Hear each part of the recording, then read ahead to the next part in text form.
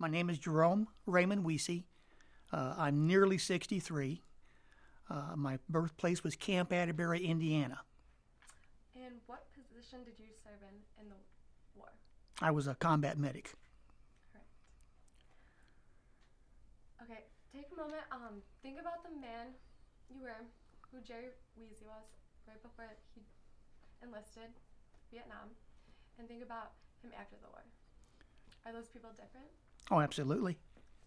Can Yeah. you tell me kind of who that person was initially and who that person was after? Well, that person initially was just someone that had no plans in life whatsoever.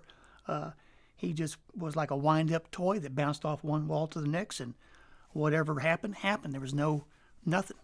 The person today is a little bit different. He's more mature. He's a father and a grandfather and retired, and it's a whole lot different being me today than it was being me back then. What about that person 2 years later, though, just coming out of the war?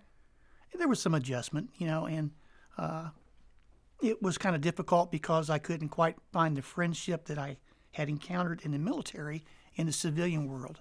I worked with a lot of good people, but once we got done with our job, we went home and that was it. In the military, you serve with them 24 hours a day.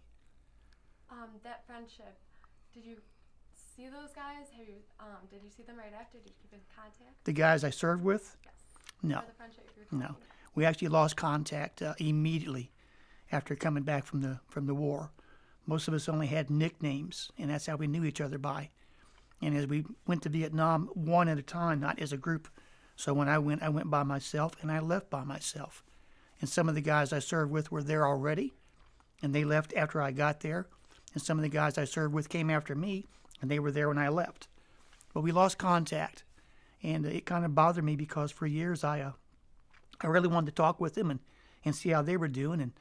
And back in 2007, a letter showed up at my doorstep, and my wife got the mail, and she presented me with a letter from a lady named Kitty Mallard, and she's from Texas, and is my understanding she's a retired private detective or something like that, and she had run me down and wrote a letter and said that the people I served with was actually looking for me as well, and that within a month and a half after this letter was there, they were actually having a reunion in St. Louis, Illinois, of all places. I mean, I could drive there in a couple hours. So I saw the guys I served with for the first time since Vietnam in actually May, the last part of May 2007. Can we back up for a second? The 40 years in between actually going to actually see them after you've been looking them for so long, can you tell me a little about how that affected you? I was lost. I just felt lost. There was an old saying that in Vietnam, you've probably heard this before, you go from the combat zone to the Twilight zone. And there's some truth to that because you just feel like everything that you fought for, everything you learned over there, it was gone. I'm not saying it was the good times, but there was some good times. I enjoyed the people I served with. They were very close to me. They were my second family. And I was just, all of a sudden, they were just gone. So it was kind of difficult for me. I worked in a large company. Can I say the name of the company? Sure. Kraft. Okay, and there was a lot of Vietnam veterans at Kraft. But very few combat Vietnam veterans. Most of them served in the supportive roles. Could you talk about your relationship in Vietnam? How did this develop, and what was this friendship like? Well, as a medic, I was actually more than medic. I was the mailman, too. I mean, they brought all their mail to me because my aid bag had a waterproof compartment. And when we got resupplied, my job was to give the mail to the door gunners, and they would take it back and mail it. I went with them on all the patrols, initially anyway. I went with them on all the patrols, usually 2 a day, 1 in the morning, 1 in the afternoon. You live with guys like that, and like any family, there were some of us that would argue. I've got brothers and sisters I argue with today, but that doesn't mean I don't love them. It was the same way with these guys.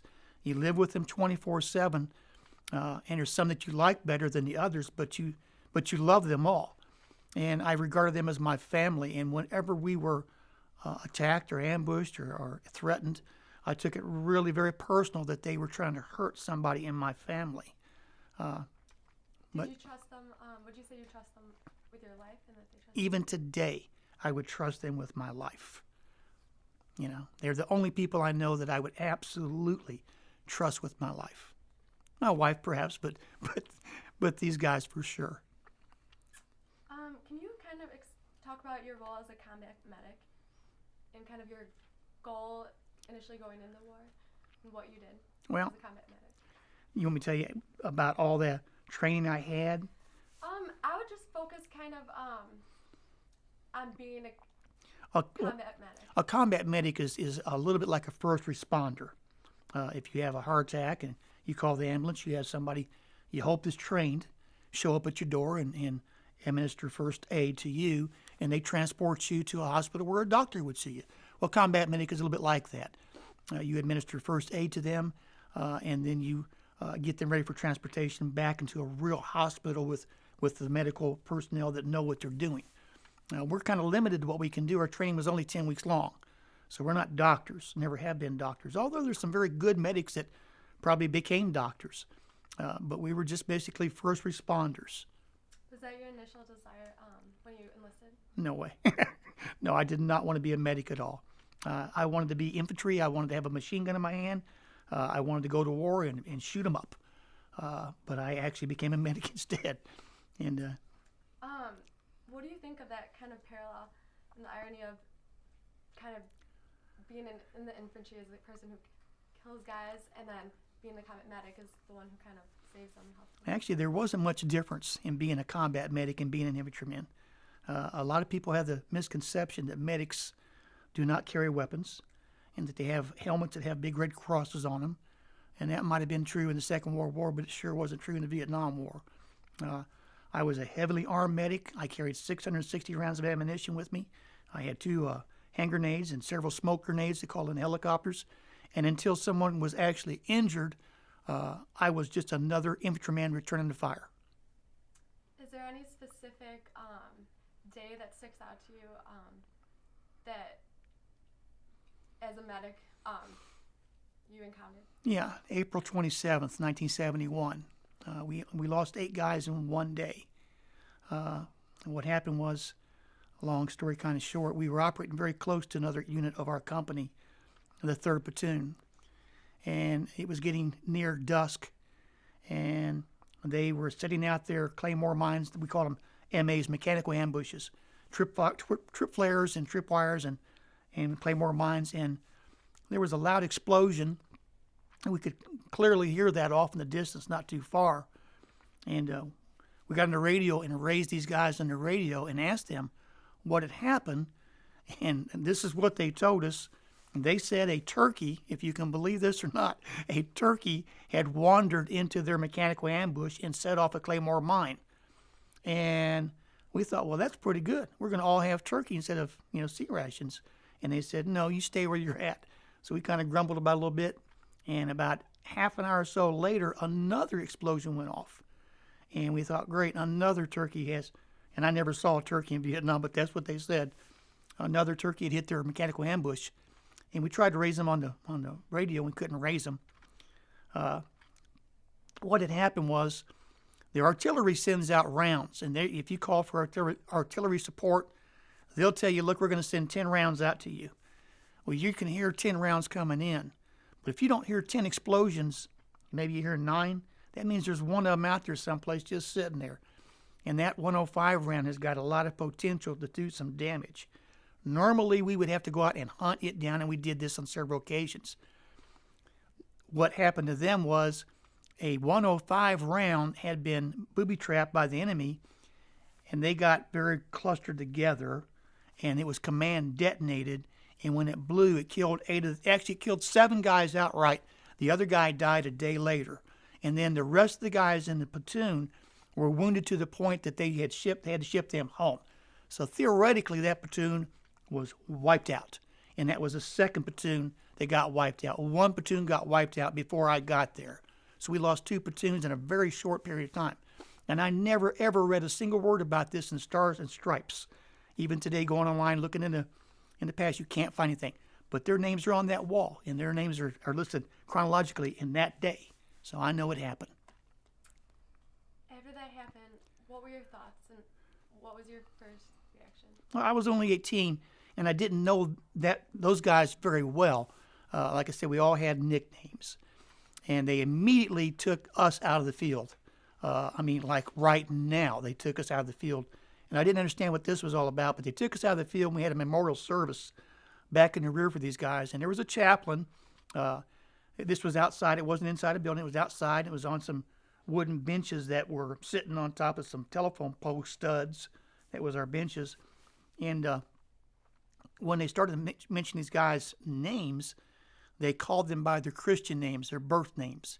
And I didn't really know who they were talking about because, like I said, I knew them by nicknames. There was a guy named Fast Eddie, and later I found out his name was Edward Furman, and that's why they called him Fast Eddie. But the names were alien to me. I couldn't put faces to these names. Some of the other guys had been there longer, knew who they were talking about, but I didn't. You know, there was a guy named Spider, just nicknames. Would you just describe that ceremony briefly for her? Because I don't understand. I think that's a very poignant. I don't mean to jump in, but I mean that ceremony. Okay. They had us. It was kind of a semicircle. And what was it like to be part of that as a survivor? I'd only been in Vietnam a short period of time. Tell Jasmine. I'd only been in Vietnam a very short period of time, and I was still taking a lot of this country in, and it kind of freaked me out in the way that this had happened so early in my tour with this company. And then when I heard, that this other platoon had been wiped out, it was like, wow.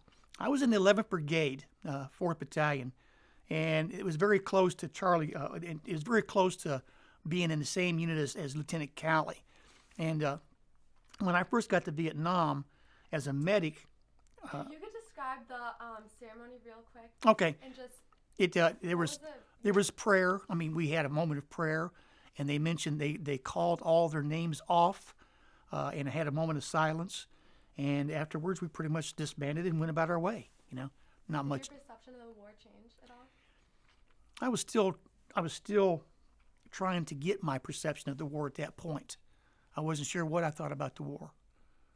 Can you remember a time, or remember the moment where your perception either changed or you were hit in a certain way? A lot of the guys that had been there before me, they were pretty wise to what was going on. My age had a factor. I was only 18, and I was the youngest guy in the platoon. A lot of these guys were 20, 22 years old, and to me, they were grandpas. I mean, they were just so much older. And I thought that we were there to stop communism. That's what we had been told. At least that's what I had been told. And they were telling me, you're full of crap because this country is corrupt. They don't want to save themselves. Why should you worry about saving their country from communism? They'd be better off if it was communism. And maybe to some degree they are, since it is communism now. But at that time, I didn't believe that the company was so corrupt. And we had come out of the field off of a mission, and we were pulling bunker guard around this fire base. It was called Debbie, I believe, at the time. There was LZ Debbie, and that might have been it. But there was a dirt road not too far beyond the concertina wire. And during the daytime, you'd see people going up and down these roads with motor scooters and bicycles and ox and just walking. Are these civilians? These were all, well, as far as I knew, they were all civilians because the enemy had a tendency to blend in with the civilian population. If you could describe the civilians, what were they like? What was your interaction? I didn't trust any of the civilians. I didn't trust any of them at all. Everyone that I ever come across personally was a thief. I've had things stolen from me. It was not a big deal, but it was still, a thief is a thief. I went on a thing called MedCap once.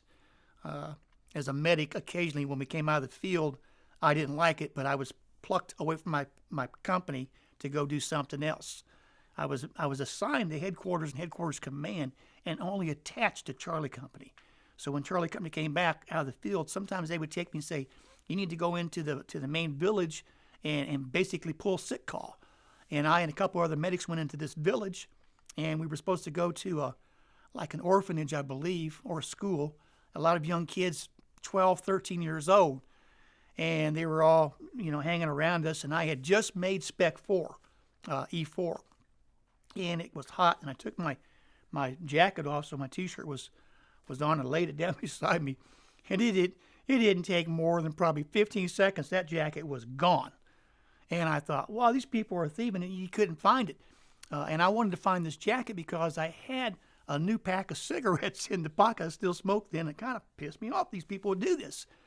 And this one Vietnamese boy, a young teenager, was saying, he called me Boxy, which was what they called medics. He says, Boxy, you know, he's trying to get me to come with him. And he said he knew where it was at, so I followed him. And I followed him a couple blocks away from where we were supposed to be.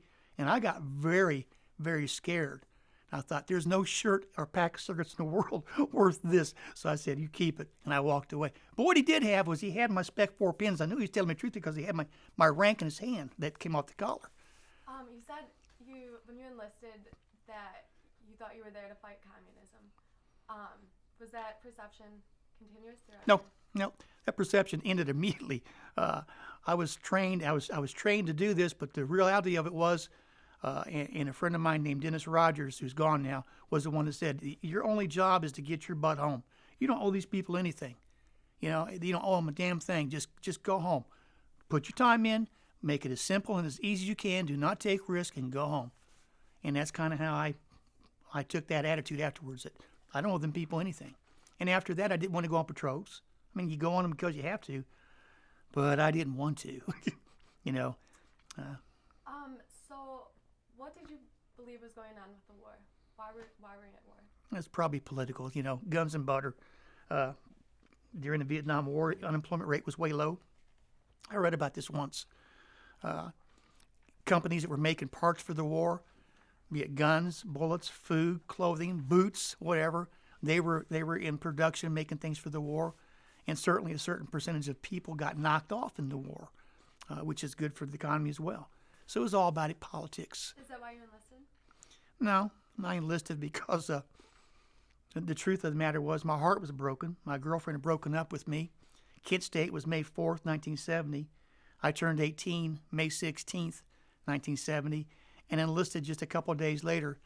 If I could have gone into French Foreign Legion, I probably would have done that instead.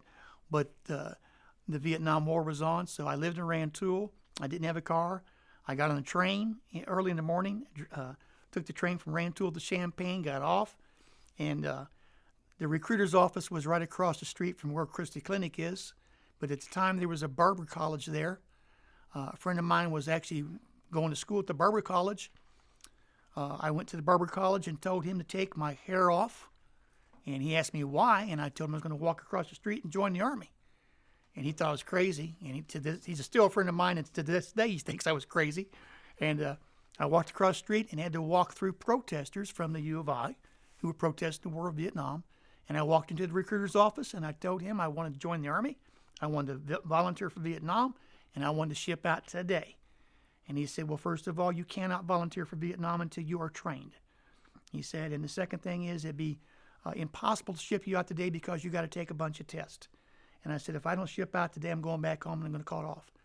And he and another recruiter got together and started whispering things, and they spent all day with me taking these tests. And that afternoon, I was on the train going to Chicago for my induction. So I got what I wanted. You talked about walking through the protesters and your friend calling you crazy. Put yourself in their shoes. Did you understand why they might have thought that?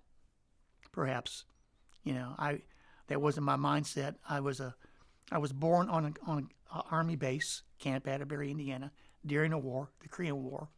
My father was a career soldier. I lived on bases all my life.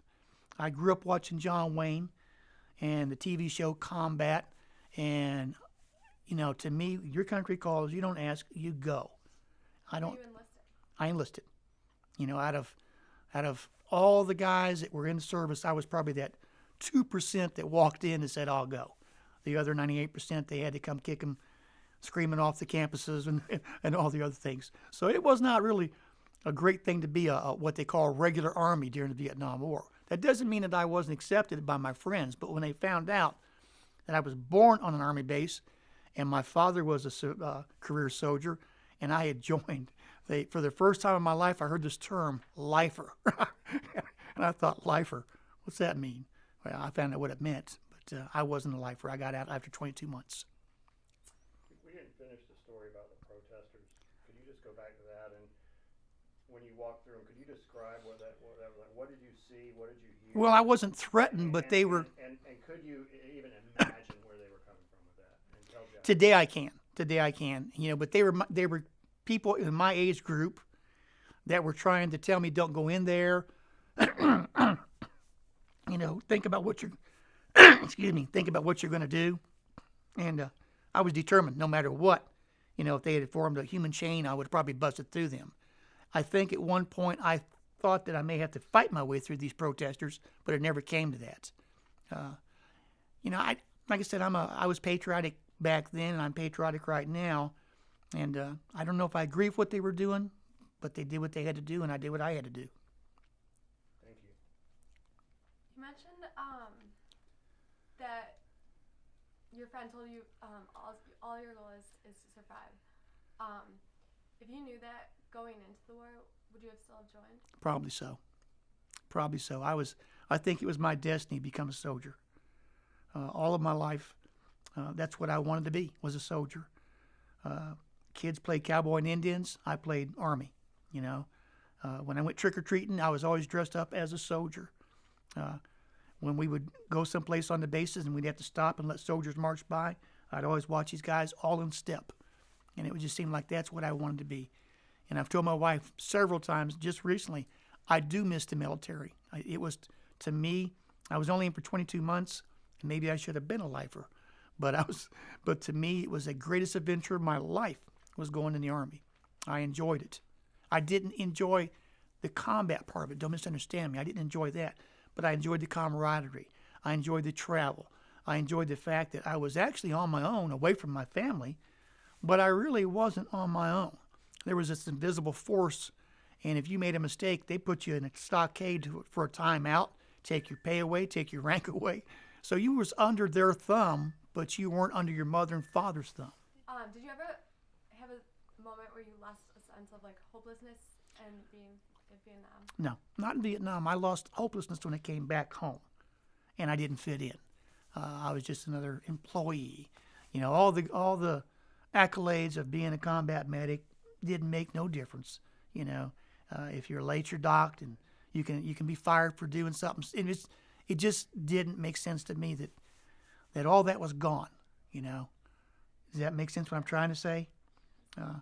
When I came back from Vietnam, I was told to go to this hospital, Fort Belvoir, and work in a hospital. And there were some sergeants that, you know, they kind of got onto me because my mustache might have been a little bit past here, or sideburns, or my boots weren't shiny enough for them. And I really kind of thought, you know what? Here's this guy. He's never been in combat. I still had friends in combat that were finishing their tours in Vietnam out, and this guy was really concerned about my mustache. You know, and it was hard for me to accept that this is what it's come to. Even when you came back from Vietnam and still was in the Army, you got no favoritism. None. Do you think it affected your health in any way? Oh, absolutely. Yeah. A few years ago, I contracted prostate cancer and had to go through the radiation treatment at Christie Clinic. I wasn't really aware that prostate cancer is one of the top 3 symptoms of Agent Orange poisoning until after I'd gone through this. When I got to looking into it, it made sense to me that possibly I could have been exposed to Agent Orange because as an infantryman, as a grunt, you know, you fill your canteens up in the stream for fresh water. You take baths in the stream, and you sleep on the ground. And certainly there were areas we'd gone through that the vegetation had been defoliaged, I guess is the right word. What's a grunt? A grunt? There's 2 types of Vietnam veterans. One is called a REMF, that's REMF, and one's called a grunt. And during the Vietnam War, they were at war with each other. The grunt is the guy that carries the rucksack on his shoulders, and obviously you're doing a lot of grunting because you're carrying all this weight around in this stifling heat. And the REMF is the guy that's got the job in the rear where there's some generator running his air conditioner and his little refrigerators keeping his beer cold, and you know his boots are shiny, and he's got hot food on all 3 of his chow is hot food, and he's got maybe a hooch maid cleans and makes his bed for him, and he writes home the horrors of war. You know, war is hell. And yeah, that's what a REMF is. I was a grunt. You know, I spent, with the exception of for the 3 days when our missions were over, we'd come back to the rear for 3 days and pull bunker guard around the fire bases. But for all the other time I was there, I was out in the field. I was out in the jungle. Can you, what made you a grunt? Did everyone receive, that was a combat medic? No. You could have been a combat medic and worked in some big hospital in Saigon and never even seen the field. It's just the luck of the draw. But the word is combat medic, not hospital medic. So that's your first job, is being a combat medic. That's what we were trained to do. You were a combat medic, and you told us a little bit about what your role is, but I kind of want to know your specific experiences. So what kinds of things did you do as a combat medic? Mostly the medic was taking care of rashes, heat stroke. There was wounds, but that was not the major part. The major part was, we said, just surviving Vietnam. Every plant over there, as pretty as the place was from the air, every plant seemed to be hostile towards humans. It was either poisonous or it had thorns. It would make you itch and make you break out. So that's what I did most of the time, was take care of those things. Okay, did you say you had a friend? Could you tell us about the hand? Yeah. I had a very good friend of mine from Texas, and he died about 1.5 years ago. He'd put a big thorn in his hand, his left palm of his hand, and didn't say anything about this, and it stayed in there, and it kind of got festered up. And by the time I saw it, I thought, well, you know what? About the only thing I can do is call in a medevac helicopter and get you out of here. He didn't want to do that. He says, just cut it out of there. So after him hauling around with him, I finally said, hey, fine. So I got my surgical kit out, and I got a scalpel, and I laid his hand open, and I pulled this thing out of his hand and bandaged him up. And I've got a picture of him sticking his hand up, smiling from ear to ear. Hand is just filthy dirty. You got a Band-Aid on, and he said it was my very first open hand surgery. But he didn't come out of the field. Thank you. You're welcome. So as a combat medic, you said that did a lot of combat medics carry guns? And did you? I did. I always did. I never went out to the field without a weapon. There were a few medics that, for religious purposes, they were conscientious. I never could say the conscientious objectors that would go out without weapons, foolish as it may be, because the enemy didn't much care if you were a medic or not. They had shot anybody. A few of them changed their mind after being out in the country for a while. They wanted weapons. They realized this, being a CO, doesn't make much difference. But I was fully armed. I had an M16A1. I had 660 rounds of ammunition. I carried 60 rounds in the weapon. That's two 30-round banana clips taped together, so you could instantly drop one and turn around, and you got another 30 rounds. And then I had 2 bandoliers across me and one around my waist. And each those were 20-round mags. They weren't 30-round mags. And I believe there was 10 slots. That's 200 per. So I had 600 rounds and 60 with the weapon. You said the enemy. So can you please think about the enemy for a moment? And who or what was your enemy in Vietnam? And what was it like shooting at them, maybe killing them? And was it possible in that situation to even see the enemy? Occasionally you would see the enemy. They were very well adapted at hit and run. They knew that we had the ability to bring in artillery. We had the ability to bring in jets. We could annihilate them if we knew exactly where they were at. Their tactics were basically to ambush us as quickly as they can, and then diddy mount and get away from us as quickly as they can. But occasionally you could see them. As far as shooting them up, I sleep like a baby. It's not a personal thing. They were the enemy, and our job was to kill as many of them as they could, because their job was to kill as many of us as they could. I have no animosity towards them people today. My wife wanted to know if I wanted to go back to Vietnam. I said, sure, with an M16, I'd be happy to go back. But I don't want to go back to Vietnam as a visitor. No. Talking about the Vietnamese people and the civilians, did you have interactions with them? Occasionally. We would have to go into villages and talk to them, and you never trusted these people. You couldn't understand what they were doing. You were frustrated with them all the time because they would constantly lie to you and tell you things that they thought you wanted to hear. And I understand now why. The average rice farmer doesn't want no part of the war either. They just wanted to raise rice, raise your kids, and live in peace. But they had the NVA, and they had the VC on one side poking at them. They had us on the other side poking at them. They were kind of stuck in the middle. I know that statistics show that there were far more civilians killed in Vietnam than there were actual combatants, you know. What was the drug culture like, and did you have any encounters with the drug culture? Well, the drug culture, everybody knows about the drugs in Vietnam. Perhaps the first part of the war, that might have been not so much, but by the time I got there, the Vietnamese realized there's big bucks in them drugs, you know, and they didn't have the DEA flying over eradicating big fields of marijuana and whatnot. I got there, and I had never, ever experienced any kind of drugs at all until I got to Vietnam. And after the first mission, we came out of the field, and we were assigned these bunkers to guard, usually 3 or 4 guys per bunker. And these guys were partying hard. They were rolling their joints and having a good time. And I was the only one looking out the window, expecting the human wave attack to come any minute. And I thought, these guys aren't doing their job, and you know, they're sloughing off. And who am I to tell these guys what to do? They've been there for months. I'd only been there for a few weeks. And they told me that before I left, I would be just like them.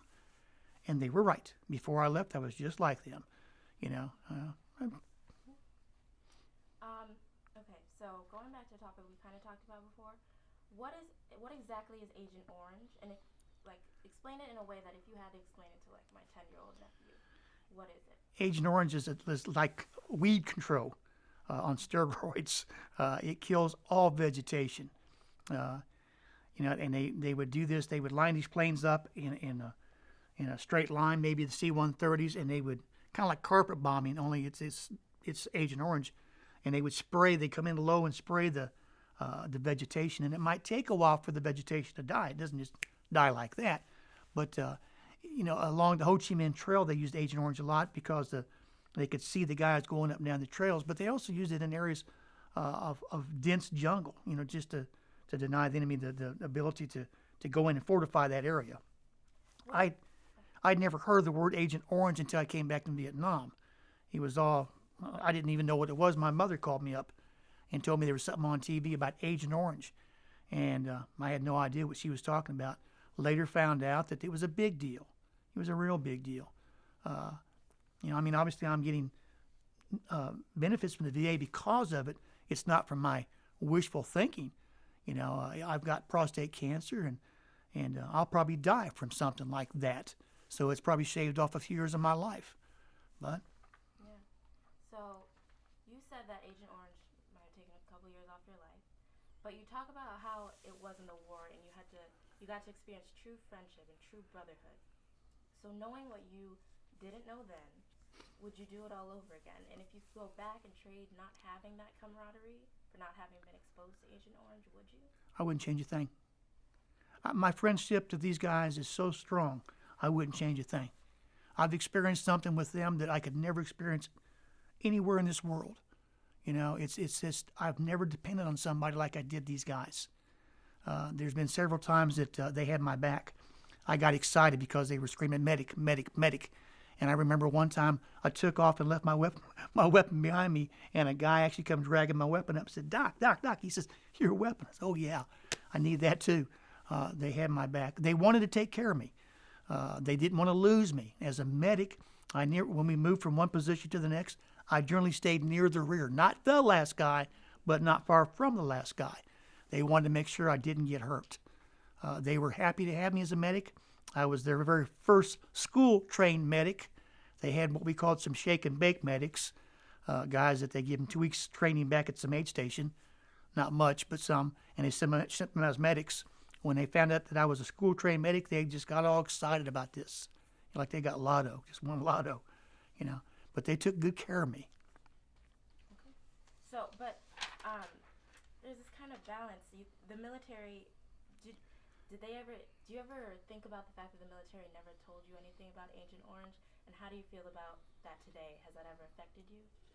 You know, our government, it's just not the Army. Our government, there's a lot of things our government doesn't tell us. That's just one of a million things. You know, no, it's just normal. You know. Going back to the cause of the war itself, did you think that you were fighting for a just cause when you were there? And what did you think about the way the war ended? I didn't care for the way the war ended at all.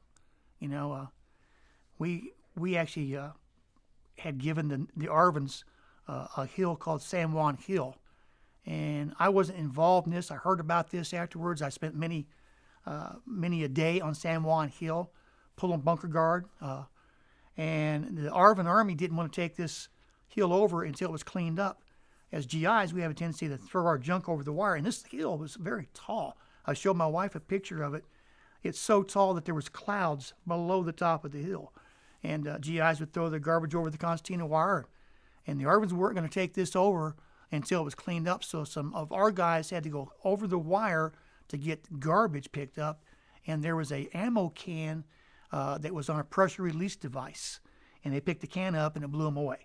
And I heard that when the North was marching through South Vietnam, that this hill was just abandoned. This thing about, if I can diverse for a second, the Iraqis, they dropped all their equipment. And that's why you see these ISIS driving Humvees, because they left that stuff. They left it all, just dropped it and took the uniforms off. And the South Vietnamese did the same damn thing. When they realized, and I asked the Vietnamese at Kraft one time, he was my wife knows who I'm talking about. He was a nice guy, but I asked him one time, why'd you guys lose? He goes, you left. And that was the mentality. When you left, we lost. Yeah, but there was a point on Wednesday we were talking, and you said you realized when you were there that the war was unwinnable. It has something to do with like a little girl, and did you talk about that moment with your friend? Yeah, that was when we was when he was telling me that the whole country was corrupt, and the black market gets everything they need, and we get what's left over, and there's some truth to that as well. And I didn't want to believe this. And he told me we was doing bunker guard, and there was this dirt road just a short ways over the concertina wire. And he said, you pick out anybody on that road, anybody, and I'll guarantee you they'll sell you dope. And I waited, and this little girl come by, and she was probably 7 or 8 years old, and I said, how about that little girl? He started yelling to her, and in French and Vietnamese and English, he made his point, what he wanted, and she said, you wait, TT, and she took off the other way, and she come back, and she threw a great big bag of dope over the wire. And that's when I really realized he knew what he's talking about. This is a very corrupt country we're in. And that's when I realized all I want to do is go home now. I don't care about their future. I care about mine. So, yeah, did you ever think about that little girl and what the civilians were thinking about that at that time? No, I don't think about them too much. I know that when I first got to Vietnam, I hadn't even taken anybody's temperature yet. I was an inexperienced combat medic. And I had to put 2 weeks in at a place called the Battalion Aid Station. And that was back in Duc Pho, a town called Duc Pho. And the Battalion Aid Station is like a mash. Everything comes in that area, and from that they do their triage, and they ship out to more serious wounded, or if it's just a flesh wound, they bandage them up and ship them back out. But civilians come in as well, as long as POWs too. There were some POWs came in, but a lot of the civilians were children. And I remember a lot of kids with their legs blown off. One little girl, her sister brought her in, and I distinctly remember this girl. She had it looked like a shark bite out of her leg, and she was laying there, and this girl wasn't crying or whimpering or anything. She was a real trooper. I'd have been screaming my ass off, and I'm sure that leg didn't get fixed or repaired, but we were waiting for the doctor to take her in and amputate the leg. And the POWs, they came in, and I distinctly remember one POW. He was an older POW. He was laying motionless, more or less, on this stretcher. I mean, an older guy, probably my age, and he had something in his eye. He was going like this, constantly going like this, and I thought, well, something's bothering his eye. So I got a wet sponge or rag or something, and I kind of wiped his eye out. And I think this guy really thought he was in some hospital in Hanoi or something, because when he could see me, he spit on me. And I thought, well, you son of a bitch. And I got a handful of sand out the front door, and I went back and put it in his eyes. I thought, you know what? It makes you understand they don't care for us, or they didn't back then. So that's probably the only time I ever really did something I'm ashamed of. I am kind of ashamed of that, but he pissed me off. Thank you for sharing. Can I interrupt just for a second? That story about the little girl was amazing. I didn't quite follow it with who was there. So could you just run through that story one more time? Her sister actually... Tell her to start from the beginning. The aid station at Duck Foe was right on the perimeter of this fire base. I don't know why it was there, but she come walking up to the wire with her sister, and almost got fired up by the guys doing guard duty. But it was clear that she was carrying this girl, and she actually had to throw this girl over the wire. She knew that this was an aid station because there was a white cross out there, and we got her and took her into the aid station, and she had to go around to a main gate to get in. But this girl never cried, never. I mean, maybe she was in shock. I have no idea. But I just remember waiting and look at this girl, and her sister came in. Her sister was probably 18, 19 years old, and holding her hand. But this girl was a real trooper. Like I said, if it had been me, I'd have been screaming. Can you go back and describe what her condition was? She, her leg right in this area. To me, just the best way to describe it, it just looked like a shark. It just bit into her leg. You got to understand, in Vietnam, kids are kids, and all kids play, I mean, and you go out there and you set a booby trap, and the kids don't know. They go out there and they set the booby trap off, and that's what happened to her. A booby trap went off and it blew her away. But it took so much meat out of her leg, I can't possibly see how it could have survived. When they took her out, I'm sure she went in for an operation to have it amputated. I never saw her again. I'm sorry, I was talking about that's great, but also the girl who sold you the grass. That was that was pretty interesting. I just wasn't clear on how that happened. That's how that happened. She sold us the dope. She got her money. She went on the road. We You just set it up with that the Yeah. dirt road and everything. That was Could amazing. you set it up and tell us what your friend was telling you? As well, we got to arguing about whether this Who is we? Dennis Rogers, the guy from Texas that ended up being my best friend in Vietnam. I made a comment, and I stand by it today. I would have followed him to Peking. But when I first met him, I didn't care for him. He was a bragger from Texas. Everything's big in Texas. And he was trying to educate me that the people were corrupt and the war was all about money and dollars and all this. And I didn't believe it. I was only 18.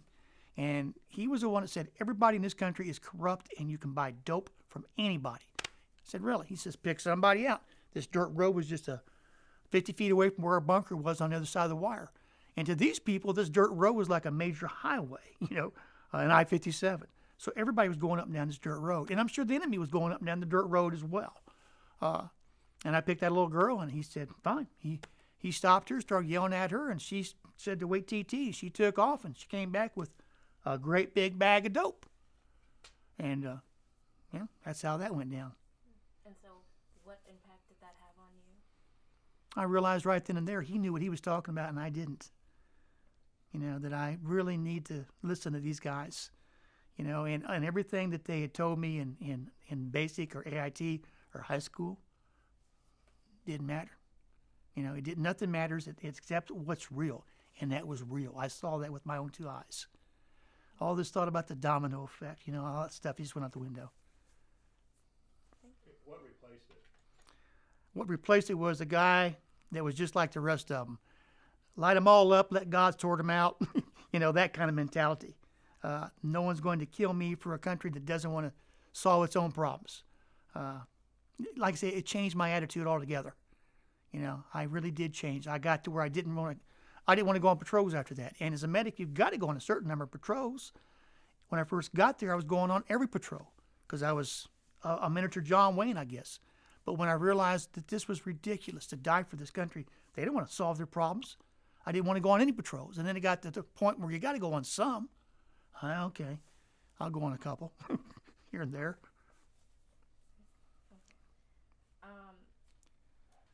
We had the fortune of visiting your home, and we saw a lot of security things, and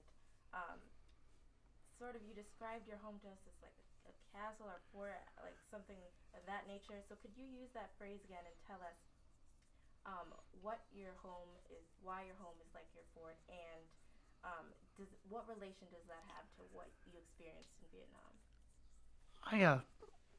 I've got 8 cameras on the outside of my house. I've got 2 in each corner. In the military, we have intersecting fields of fire. If you're setting up a machine gun position, you don't want an area that you can't shoot somebody, so they have to intersect. All my cameras are set up like intersecting fields of fire. It is virtually impossible for you to walk up to my house and not be photographed. Every door, every window including the garage door, has got a security device on it that my wife and I set when we leave and when we go to bed. I have a camera on the inside of my house so I can see what's going on in the inside of my house. I have 5 motion sensor lights. If you walk up to my house, in addition to being seen by the camera, you're going to be seen by the lights. Now, I didn't realize that this is one of the... I actually had talked to a friend of mine from Vietnam.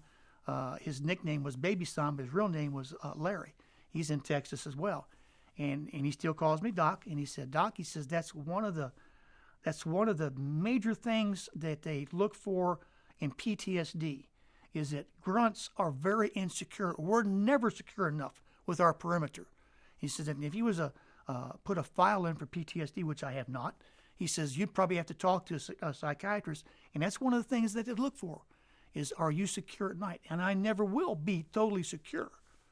I got a dog. It's very alert. I got guns, and I got my cameras and all that stuff, but you just never really 100% secure. Do you think that these cameras like replace your buddies in the platoon, and why? I don't know if they replace my buddies. I want the cameras to stand out. I've even got a sign in the yard saying I got security. And I live, as you know, in a very nice neighborhood. It's not the slums. I don't want someone to kind of try to get to my family. I want them to leave me alone, so they're very prominent out there. But yeah, maybe they do in a way. I mean, even in Vietnam, at night we put out tripwires or trip flares. So somebody came in at night. Sometimes animals did. It set this trip flare off. But we also had mechanical ambushes, had claymore mines, and we'd set them up. And there's a whole saying that when you blow the claymore mine, you better get down, because the dinks would come in at night and they could sneak up. They're pretty good at sneaking around too, and they could take these claymore mines and turn them around. So when you blow the claymore mine, you're actually blowing it on yourself. I saw a demonstration when I first got to Vietnam. It was at Chu Lai at a place called the Combat Center. All of us were supposed to go through this 2-day orientation thing. And there was a North Vietnamese traitor or POW that decided to come and work for us. And his name, I remember his name was Khan. They called him Mr. Khan. And this instructor had a bunch of concertina wire, and they had all kinds of tin cans and trip wires and stuff. And they said, this guy used to be a zapper, and he's going to show you how they sneak in. He took his time, and this guy in broad daylight made it through this without setting off any kind of device. And I thought, wow, these people were very determined to kill us, Can you describe a night where you're in Vietnam and you're setting up, and talk about how you wear your shoes, and talk about how you have to go, how it feels to have to go away from your campsite to take a poop. Well, you're setting up and you don't want to get all clustered in one location. If you got to take a whiz, you can easily go take a whiz over here. The ground absorbs that. But if you have to relieve yourself, if you have to take a poop, you're not going to do that where you sleep. You need to go out on the other side of the wire. And you're not going to find anybody that goes with you. That's just something you're going to do by yourself. So you take your weapon and you go out to the, beyond the wire. It may not be very far away, but it's far enough away that you're by yourself. And you pull your pants down and you kind of squat and you lay your weapon on your lap, and your eyes are constantly looking, because every time I did it, I was convinced that some sniper had me in his sights, and that's probably how I'd get it, out there taking a dump. Consequently, you don't want to take a dump every day. You learn to kind of hold it a little bit, So how do you think that kind of mentality affected you when you were there? And how do you think it affects you now, if at all? Well, I don't think it affects me now. I don't worry about it when I'm in my bathroom. It's just something that while I was there, I thought, if I got killed while taking a dump, the Army, knowing by that time that the Army whitewashes everything, they're going to write us some letter I was on a valiantly died, doing something which is untrue. They're not going to say your son got it because he walked out here and took a dump, and your dumb son got it right between the eyes. They're not going to say that. So that's what I used to think about. How would my folks hear about this? What would they think? So that's the kind of thing a grunt would encounter, right? Every grunt would encounter. every grunt would encounter that. Yeah. As opposed to Remps. And you mentioned that Remps had a hooch maid. Can you tell me what that is? And Well, hooch maid would be like a civilian. You might pay them something like $2 a week, and they would iron your uniforms for you. They would make your bed, change your sheets for you, shine your shoes for you. I was watching an episode of MASH, and they had something on MASH. They called it a muse. And when I saw this episode, that's just a hooch maid is all that is. But that's how they made their living. Unemployment was in Vietnam was a big thing for these people. They had to eat too.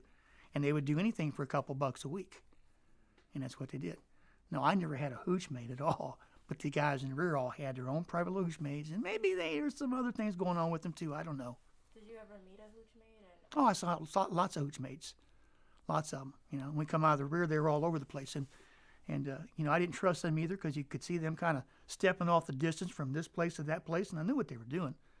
But they were these guys hooch maids and they trusted. But I didn't trust anybody who was different than I was race-wise. I just didn't trust them. Were there people of different races in your platoon? Not in my platoon. In some of the other platoons, there were different races. But in my platoon, we was all white. But there were blacks, and actually we had take that back. There was we called him Mafia. That was his nickname. I'm not too sure if he was Spanish or Italian, but he was not exactly all Caucasian either, but he was in our platoon.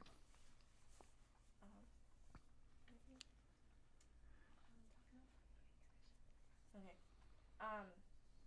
So back to how you were growing. Can you talk about your living conditions, and how difficult it was to live in the jungle? What were some of the most hardships and most difficulties of it? Well, people got the idea that we little pup tents like this, and we have sleeping bags and air mattresses. That's not the case. When it's time to settle in for the night, you got to clear an area, and most of these things have got roots, and you have an entrenching tool that is a small shovel. You can actually bend it like this and kind of make it into an axe, and you might be able to hack through some of the roots, but you can't get them all. I slept on the ground with a poncho on the ground to protect me from the dirt. No mattress, no nothing, just straight on the ground. And if you didn't get them all up, you'd feel them poking you in the back. I didn't have a tent. I had another poncho that we would tie the neck together real tight, and we had extra boot straps or boot laces, and we'd tie them off to branches and stuff. And sometimes, not all the time, but sometimes we'd put mosquito netting down.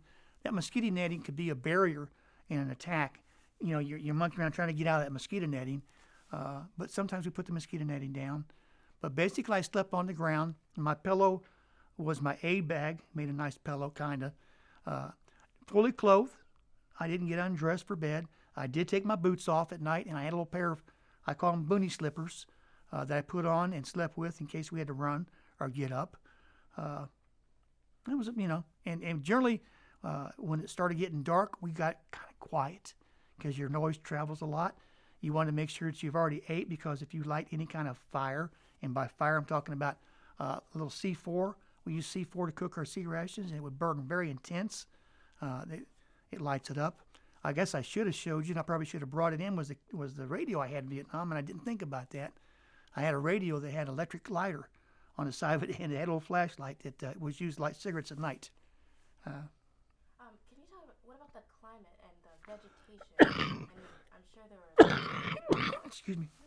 and plenty of mosquitoes. Can you talk about the climate of where you were living in the jungle? The mosquitoes were huge. We call them B-52s. And they would buzz by your ear at night. You could hear them buzzing by your ear. There was lots of insects, and I'm not is it etymologist? I couldn't tell you. They were just, to me, I'd kill them all. Kill every one of them that crawled up on me. There were snakes, creepy crawly things that would come through at night and crawl up on you. And some of these snakes were poisonous. I watched a show where some guy was going across the Southeast Asia trying to find the world's most deadliest snakes, and one of them was in Vietnam. And when my wife saw it, she goes, "You slept out there?" Yeah. They called it the bamboo viper, and the old timers called it the two-stepper. Supposedly if it bit you, you took 2 steps and you dropped dead. I didn't want to put it to the test. I just took it for what it was. But there was lots of creepy crawly things out there. I don't like them on me now, and I didn't like them then, but I didn't want to act like a sissy, and oh, get this off me or whatever. But it was just the environment you had to put up with like everybody else. It was in the jungle. There wasn't any breeze to speak of. The breeze was up above the trees and not down where you were at. So, at nighttime it cooled off a little bit, but not a lot. And in the daytime it was just like living in a sauna. Can I throw out a follow-up? What did it smell like, and what sort of sounds did you hear? Well, I don't know that it smelled like anything. If anything smelled, it was probably us that smelled, just your own perspiration. As far as sounds, we didn't hear any hoot owls, no coyotes, nothing like that. You watch these TV shows and you hear these jungle noises, this hoo hoo ha ha. I can't really recall hearing anything like that in the jungle. You occasionally would hear something snap, and there were some orangutans and there were some apes out there. There was a few tigers, not many, but there was actually tigers out there, and I guess there was even some wild elephant left in Vietnam. You'd hear animals moving about, and in fact, we've lit some animals up, on guard duty because you can't take any chances. Orangutan moving across the moonlight, if you can see him at all, looks an awful lot like a dink, and you can't take any chances. So you light him up, and in the morning you think, well, I just wasted $1 million for a monkey. Well, better safe than sorry, But I'm not sure if that answered your question or not, but. Traveling through the jungle, how difficult was it to traverse through the vegetation? You had to hack your way through a lot of stuff. When I first got there, the hand grenades that we were using, we had 2 little lapels on our rucksack to put these hand grenades in, but the hand grenades had a twisty, for bread, had a twisty tie on them. And I thought, what's this all about? And I found out later that a lot of guys, because of the vines and stuff, they would get in the jungle and these vines would get wrapped in their hand grenades, and they would pull the pins out of these hand grenades and blow themselves up. So the Army thought, well, we'll solve that problem. We'll put twist ties around the hand grenades. The only problem with that is you got to remember to take the twisty tie off when you throw it, or the dinks pick it up and throw it right back at you. But to answer your question about the vegetation, yeah, you had to hack your way through some of this stuff. Again, as a medic, I was near the rear of the column, and for the most part, all the hacking part was done by the time I got there. I was kind of concerned about booby traps, and as I told you guys last. Yeah, could you tell that story about that? Well, the booby traps killed a lot of guys on that wall, and that's how a large majority of them met their maker. There was 18 guys in my platoon at one point, and at one point we was down to 12. But you kind of wonder what were the odds of everybody in front of me stepping over that wire, and then I come along, and I'm the guy that didn't step over the wire. I set it off, and we didn't really use trails too much. We made our own trail because trails were booby trapped. It was a common fact that trails are booby trapped. When we could, we would. Have you ever encountered a booby trap? Just once personally, and that's because we were using a trail, and you kind of want to keep your distance. You don't want to get all clustered to one spot. We got a different word for it I won't use, but clustered. And this trail would twist and wind, and I didn't like using the trail, as anybody else didn't like it, but the trail branched off. And when it did, and I got to this Y, I stopped. I did not know which way to go. And you couldn't really start yelling, hey, you guys, which way did you go? So I stopped until the guy behind me came up and said, what's the holdup? And I said, I lost him. He said, pick one and take it. So I went to the left, and I walked about 100 feet and fell into an old punji pit. Thank God it was an old punji pit, and it was probably about this deep, and my boots smashed the band. Can you explain more about what that is? These pits, they would dig these pits, and they could take a bamboo and sharpen a bamboo really to a point and stick them in the ground, and sometimes they put human feces on it to infect you. The Vietnamese, as I understand it, they really didn't want to kill us. They wanted to maim us. A number of death doesn't mean anything, but if you had to see all of your friends coming back with no legs, no arms, it really demoralized the whole war thing back here. So a lot of these booby traps were not designed to kill. They were designed to maim us. That was one form. Another booby trap we had to deal with over there, more the point man than me, was the Bouncing Betty. It actually, you set this thing off. It had two charges. One charge to bounce it up about chest high, and then the second charge to set it off.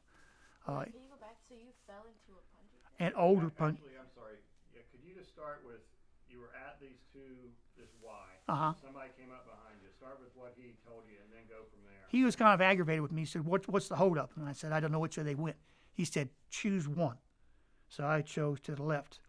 And I took off, and he stayed behind me because if he took off, he'd been right on my heels, so he was going to give me some distance. And I fell in this old bungee pit, and realized they didn't go this way. And I came back, and I said they must have went to the right. But it hit me later that day. What had happened was I actually was entrapped in a booby trap. And if it hadn't been for the fact that this was all rotten, I would have been a casualty. But when my boots, and the boots did have steel plates in them, when my boots hit it, it just crumpled the bamboo. You know, it could have been a different type of booby trap. I would have probably hit the damn thing and set it off. So you talked about on Wednesday that you earned a badge. What was this badge, and why was it the most important badge to you? Well, I've got it right up here. That's my combat medic badge. The only way to get this as a medic is you have got to be in direct contact with combat and the enemy. And the way I got it was we had a guy named Jack that got what I call a $1 million wound. They were screaming for the medic, and he was the very first casualty I went to. I want to say it was his right leg. He was laying on his stomach, and the round pierced his leg, did not shatter the femur. There was very little blood. And I was so nervous. I remember that I was trembling and shaking, and this guy was telling me to calm down, that he was, I'm okay, just take it easy. And I needed to cut his pants down like this, and I realized I had used my bayonet as a tent peg, and I didn't have my bayonet with me, so I was looking around for something to cut his pants off with, so I could see how bad it was. And finally, we got it ripped open, and there was very little seepage, and he didn't require any medication. I simply bandaged him up, shipped him out, and that was it. And because of that one thing, I got the CMB, Combat Medic Badge. It's the equivalent to the CIB. The CIB is called the Combat Infantryman Badge, and that goes to the straight infantryman. And then there's one for the Combat Medic. They hold the same weight, same level of whatever. It's the one medal. If you ask any Vietnam veteran that's got the CIB or the CMB, he'll tell you it's the one medal that means more than anything, because it shows anybody else, I've been there. Lots of guys have died trying to get these things, guys that shouldn't have been in combat. There was a misconception that if you was an officer, especially a career officer, a pencil pusher, that if you wanted to get an advancement up to the field grade level, you had to have a CIB, Combat Infantryman. So they would go out on one mission and maybe come in contact with enemy just to get this. Sometimes they were in control, and they would get guys killed because they didn't know what to do. What did it mean to you when you got that, and has the meaning changed to you? Nope. It's still intense. It means more than a Bronze Star. It means more than Army Commendation Medal. It means more than any other medal I got. This is the one I'm the most proud of. The rest of them I kind of think I got them because they had too many of them sitting around. This one I know I earned. You can get a Bronze Star for pushing papers around. They call it meritorious service. Is that the right word, meritorious? This is the one I know for a fact I earned. It's the one that means the most to me. Having that pride, when you came back and there were still protests going on and people who were still opposed to the war, did you ever feel that you attacked by that? Or what were your perceptions of those people? The war was still going on when I came back, and I had to deal with this too, that not everybody felt the same way I did. I was at Fort Belvoir once, and just after I came back from Vietnam, and I'm somewhat dark complected anyway, and exposed to a lot of sunlight, I got very dark. And I stopped at the gas station to buy a pack of cigarettes, and there was a woman behind this counter that she kind of reminded me of Aunt Bee. She was just an older woman, looked like she could make an apple pie and get a blue ribbon. And she said, "Did you just get back from vacation in Florida?" And I said, "No, I just got back from Vietnam." And her whole attitude changed towards me. So I thought maybe I shouldn't tell people this. Maybe I should keep it to myself.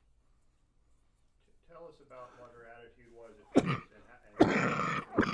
I'm sorry. and how that made you feel. Well, it made me feel kind of like a... Start with what was her attitude at first, and then what did it change to? I'll tell you exactly what she said if you don't mind. No. When I told her I just got back from Vietnam, her exact words were a big fucking deal. And I thought, okay, I got it. I understand now. Now maybe she had a son in Vietnam that was killed. I have no idea. But her whole attitude was just get your cigarettes and get the hell out of here. And she was an older lady. And this was actually Fort Belvoir was just outside of Washington, D.C., so there was a lot of protests going on then, too. What did that comment mean to you? How did you feel about that? It shocked me. It just literally shocked me that somebody would say that to my face. I had a few things. My mother and my father were living in between Fort Belvoir and Washington, D.C. in a mobile home park. And I was visiting my mom and my dad. My dad was gone, but my mom said, you know what you need to do? You need to walk over here to Route 1 and get a bus and go on to Washington, D.C. to Georgetown and get drunk and have a good time. And my mother had convinced me that this is what I should do because I didn't have a car. And so I took off walking, and I got to Route 1. There was as I understand, this older black gentleman was making a living collecting pop bottles. He was riding a bicycle that had 2 baskets on the back of it full of pop bottles, and he was going from trailer to trailer asking for pop bottles. Route 1 was a 4-lane road, very busy, and he tried riding his bicycle across this traffic instead of pushing it, and a white Valiant hit this guy and took his leg completely off. I mean, bang, and threw this leg over into this apartment complex. And he landed on the curb and hit his head. And the car, the white Valiant was driven by a white guy and a white woman. It took off, and there was blood all over the car. And I was right there. And I went to this gentleman on the ground, and I took my belt off and applied a tourniquet. He was probably dead already. And I kept yelling for somebody to call an ambulance, call an ambulance. Actually, I think I was using the word dust off. And this apartment complex was full of black people. And they got around, and they started talking about this guy had took off. Apparently his wife had talked him into coming back, not to run. And when that car pulled up, they almost killed this guy. They drug him out and started beating him. And by the time the police were there, and the fire truck was there, and the ambulance was there, and I never knew for a fact whether or not this old gentleman made it or not, but I feel pretty sure he did not make it. I went back to my mom's trailer. I had blood all over me. I think I'll just stay home. That was one thing. And the other thing that happened there was I was with my 2 younger brothers, and somebody shot 2 rounds through my mom and dad's window, and I remember getting my brothers down on the floor very quickly. My wife would tell you even today I still have I'm very quick to react to loud noises and stuff. I guess you'll never get through that or away from that. But